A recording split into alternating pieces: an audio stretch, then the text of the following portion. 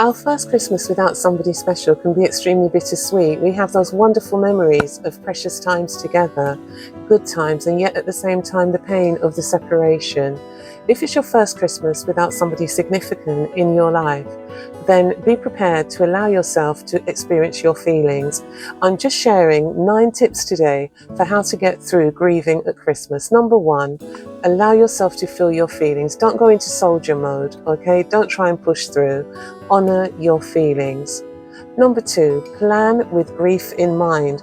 Allow yourself quiet times. Give yourself times to pause, to reflect, and to be sad. One of the things I do is at the end of the day, I have a movie. So we all sit as a family and we watch a movie together. And what that does is to cover up any sadness that I might be feeling. And it will also distract me. We might laugh along to something like, "Are we there yet?" Or It's a Wonderful Life, I love The Grinch, and various family movies are available at Christmas. And so this is one of the things that we do in order that, in actual fact, my grief isn't shared with my loved ones, so that it's an opportunity for everyone to go to bed feeling happy and not to be impacted by the sadness of any sense of loss that I might be experiencing.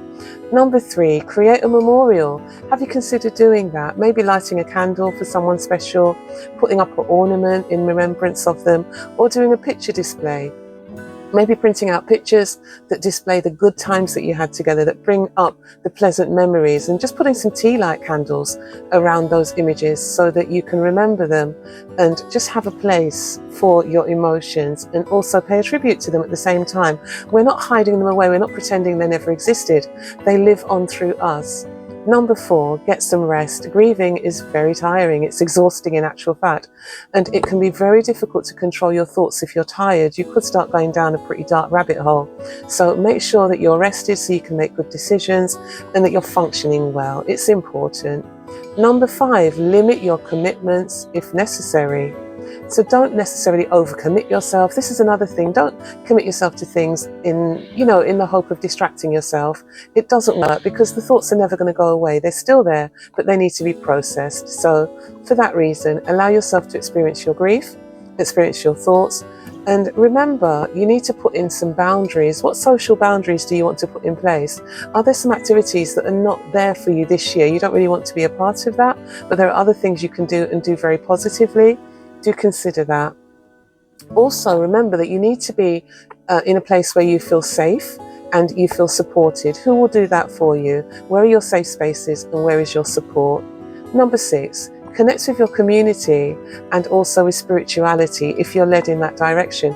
It's a wonderful time to go to church and to be with members of your church community or whatever your faith community is. It's a great time to be amongst people who are experiencing a similar experience to yourself. If you are somebody who is impacted by the gospel and you like Jesus and you love the nativity, get along to church and be a part of that church community, or just take some time to pray and to talk to your higher power, to speak to your God and to connect spiritually. It's very refreshing, very uplifting, and it will give you tremendous hope.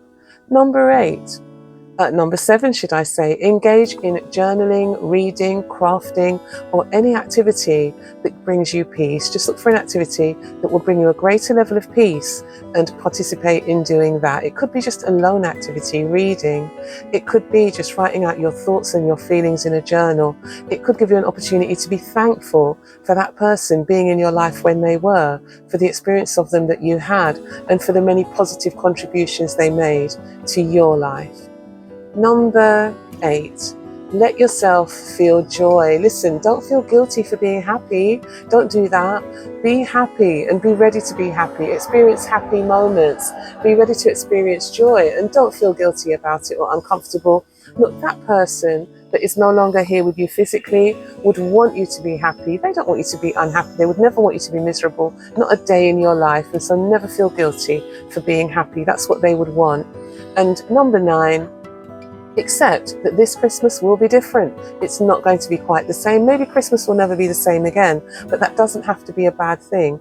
It could be different, but it's going to be different in another way, in a deeply touching way, in a way that allows you to, in the words of Renoir, allow the pain to pass, but to let the beauty remain. So hold on to the beauty and celebrate this person's life in a new way. Remember, compartmentalize your grief. Put your grief in a certain compartment. Take time to do a variety of activities during the festive season, such as having quiet times, praying, journaling, lighting candles, having a time of remembrance, looking at photos, going back through your album, remembering the tough times that bonded you together, where you received support from that wonderful person you were blessed with to have in your life for a season.